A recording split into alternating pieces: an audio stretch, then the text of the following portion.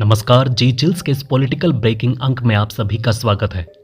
ओम बिरला के स्पीकर बनते ही संसद में मचा बवाल, इमरजेंसी पर सदन स्थगित। आखिर क्यों 10 सालों तक कोई नहीं था लोकसभा में विपक्ष का नेता? बहुमत नहीं मिलने के बावजूद कैसे कैबिनेट मंत्री बन गए राहुल गांधी, जानेंगे आगे। सीबीआई की चाबी अब राहुल गांधी के हाथ में कैसे आ गई? यूनाइटेड नेशन में मचा बवाल, भारत ने मचा दिया गदर। टूटने की कगार पर पहुंचा पंजाब का अकाली दल, सुखबीर बादल को बाहर निकालने के लिए बगावत तेज। ईडी का केस चल ही रहा था, तब तक सीबीआई ने केजरीवाल को कर लिया कोर्ट से गिरफ्तार, वकीलों ने मचाया बवाल। सैटेलाइट पर नितिन गडकरी का बड़ा ऐलान, टोल टैक्स का झंझट होगा खत्म। इन सभी हेडलाइंस के अलावा वीडियो में जानेंगे और भी बहुत कुछ।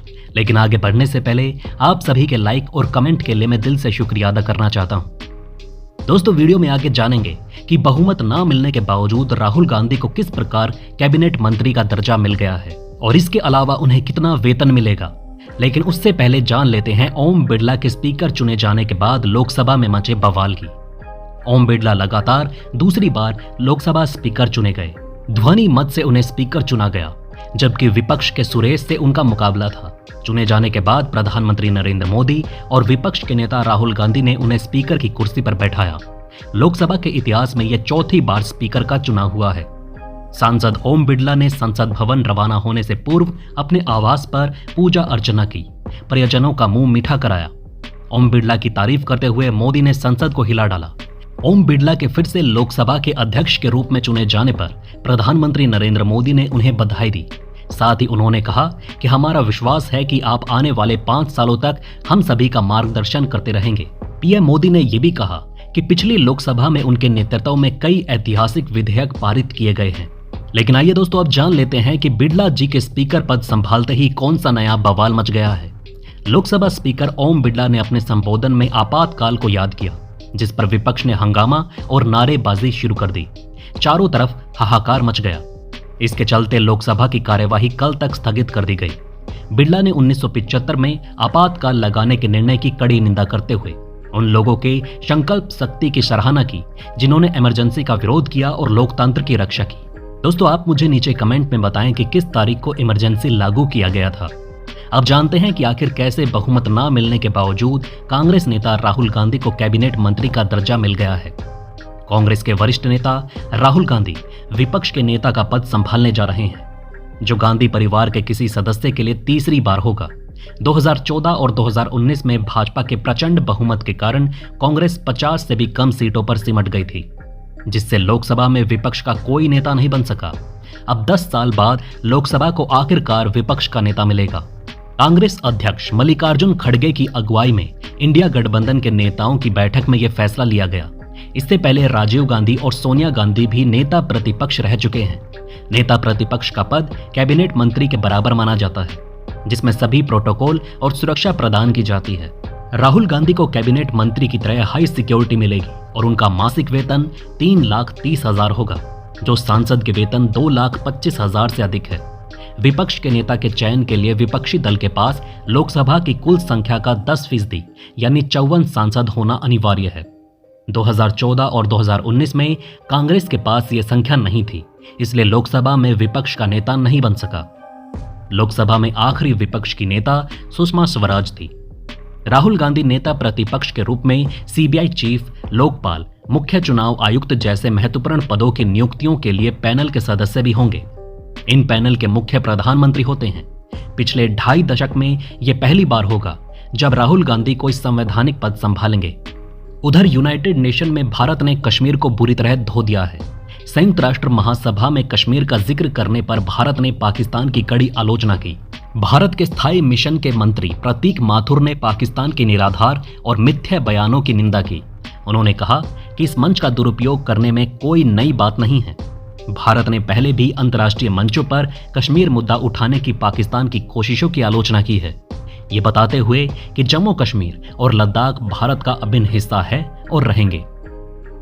लोकसभा चुनाव में खराब प्रदर्शन के बाद अकाली दल में बगावत की शुरुआत हो चुकी है।